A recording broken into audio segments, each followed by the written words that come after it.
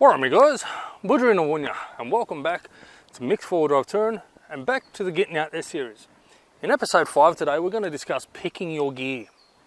Now, this is where things can get really expensive, really confusing, and yeah, be a real pain in the backside. But it doesn't have to be.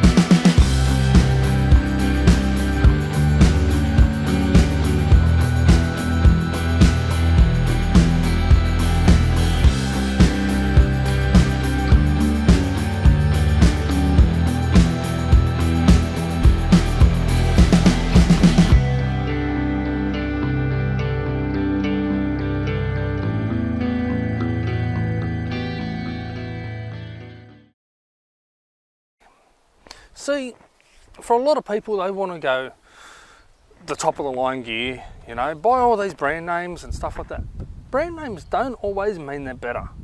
Most of my gear, to be honest, is Kmart. So I'm going to go through a little bit of my setup and give you guys a look at what it is I take camping in regards to my gear. So first and foremost, guys, I want to touch on water storage, because this is one of your most important things when going camping. So these 10 litres containers from Coles or Woolies or wherever it may be, they're bloody brilliant. You know, I take 2 of these with fresh water and 1 for washing up and cleaning. You unscrew the tops, fill them up. When you get home or before you leave, empty them out, use them to put your fire out. Make sure that's always out if you've had one. Empty them out, take them home, give them a bit of a rinse, drain them all out, let them sit with the caps off so they dry out and there's no bacteria or mold or anything building up inside. When at camp, try to keep them in the shade, because obviously keeping them in the sun, plastics and things like that, they don't normally sit too well, but where you can, keep them in the shade, out of the sun, and there's nothing wrong with these.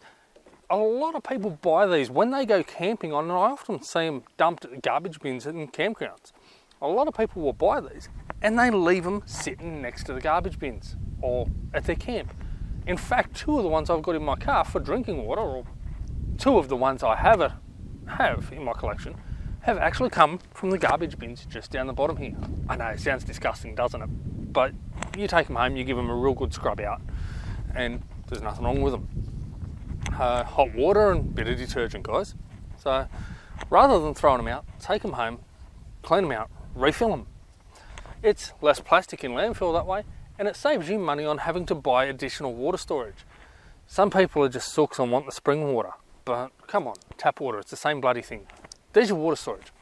What about cooking supplies? Well, when I started out, my cooking supplies came from home. You know, I brought tongs and plates and things like that from home. But again, I went out and I purchased a set, if I can get all my cables out of the way, I went out and purchased a set of Kmart bowls and plates. They don't look pretty, but they do the job. And I keep 2 of these, 2 of each in the car, so 2 bowls, 2 plates.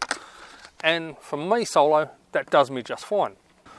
Now, for cutlery, well, again, this stuff is the same stuff you'd use at home. It's a proper knife and fork set. They're only cheap, $4 or something in Kmart. But again, cutlery, and it works well. Then, what about cups? Well, there's my normal coffee cup. And along with my stubby cooler and my garbage bags, there's one for somebody else if I happen to be out here with a friend and they want a cup of coffee. Or if I want normal drinks, a couple of Coke cups from Macca's. They work quite well. To be honest, as you can see from the condition of these, I very rarely use them. They just work, normally, to hold my cutlery. So there's my basic cooking gear, guys. Because I do normally cook over a fire, however, I've purchased long barbecue tongs and scraper. They stay in the car. The rest of my gear is basically just standard home stuff.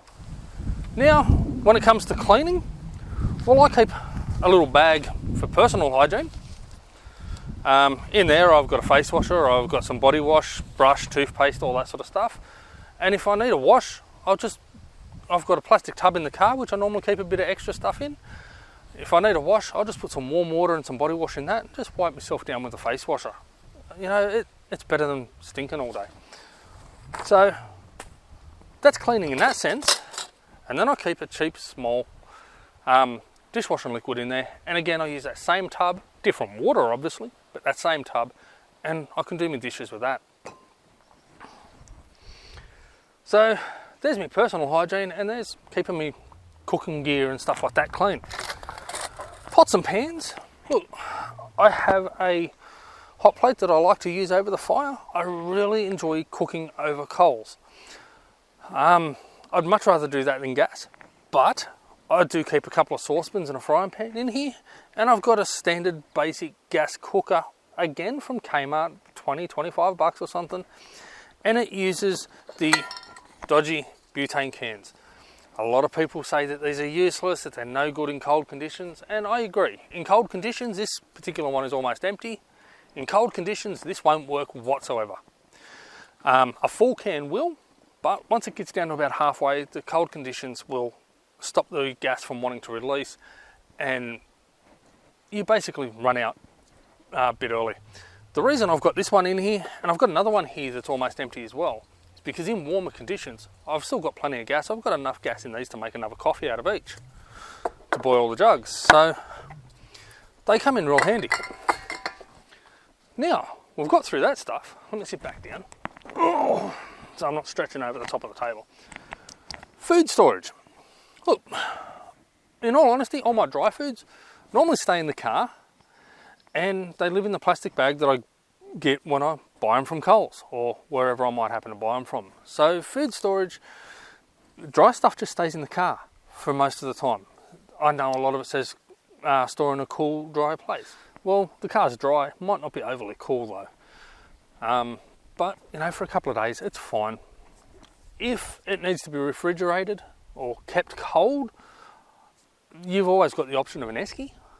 Personally, I've got the fridge in the back of the Pajero, and that keeps everything I need to keep. It keeps me cold water, it keeps me food, drinks, things like that in there. So the fridge is a great option, but obviously that's a line that not everybody's going to want to go down, and it can be quite expensive to set up.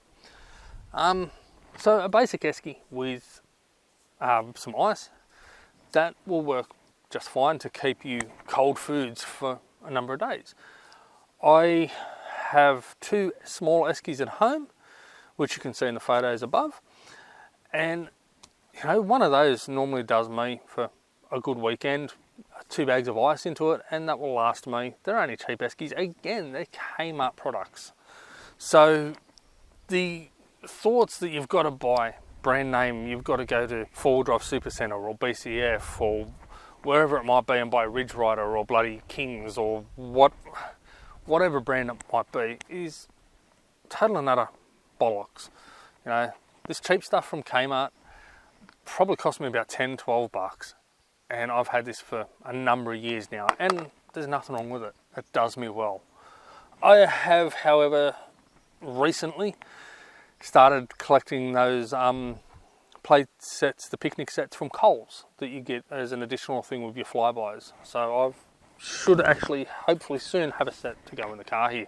But again, you know, they're a bit more expensive, they're a bit heavier duty, but this cheap stuff does absolutely perfectly. There's really nothing wrong with it. As for my seating, well, look, seating is something that you really want to, I think, spend a little bit of coin on. Getting a good quality seat, especially if you're a bigger person like me or like my wife, a lot of seats are actually rated for people under 100 kilos, especially if you're going to go some of the cheaper ones. Those $10 ones from Kmart, I will say to completely and utterly forget them unless it's for a young kid. Last time I used one of them was actually my Lithgow trip with my brother in October 2020. And the first time I went to stand up, I put some weight on the handles, on the armrest, and the armrest broke and it was the end of the chair. That was the first time I used it. So those cheap Kmart ones, guys, if you've got a bit of weight to it, yeah, really forget them. But have a look around. There's a lot of good chairs on the market. Again, go to BCF in an instance like this. And yeah, don't be afraid to pay for quality. And make sure that if you are a bigger person, you get one that is rated to your size. So I'm pushing about 120 kilos at the moment. The chairs I use, I do believe, are rated to 120 kilos. So I need to get rid of some of this gut before I outgrow my chair. But, you know, get it down and have a sit in it and make sure you're comfortable. If you've got a crappy back like mine, make sure it's not going to hurt your back or anything, because these are things that can really ruin your trip. I know some people just take a small, cheap, basic thing and then pinch everybody else's seats. And hey, look, if you don't mind somebody else pinching your seat, then it's not too much of an issue, but personally I'd be rather pissed off. So yeah, guys, for the most part, when it comes to picking your gear, you really don't need to spend a lot of money. Again, a lot of people do seem to think that you have to, but you really don't need to spend much. There's no need for it. You might want prettier or nicer stuff, you know.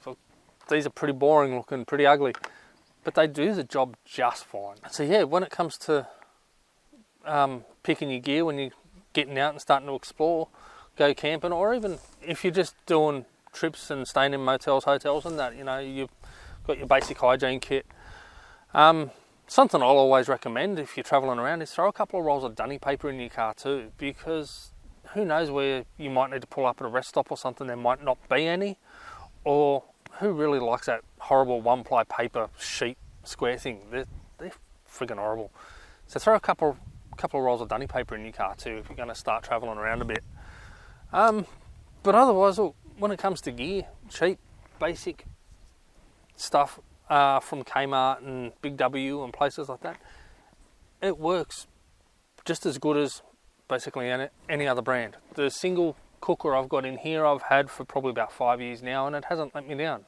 It starts, it clicks, burns perfectly. I use the box as a bit of a windbreak, and you know, it does fine. Yes, a proper gas cooker with the 2 burners and things like that could make my life a lot easier. I do need to get another 2 burner or something to come in handy. But you know, then you've got to start looking at carrying a gas bottle, and you've got the bigger burner and all this sort of stuff. Personally, if you can do it, if you're allowed to have fires in the place that you're staying at, cooking over the coals, I believe, is one of the best ways to do it. And I've just used a $50 hot plate from 4-Wheel Drive Supercenter.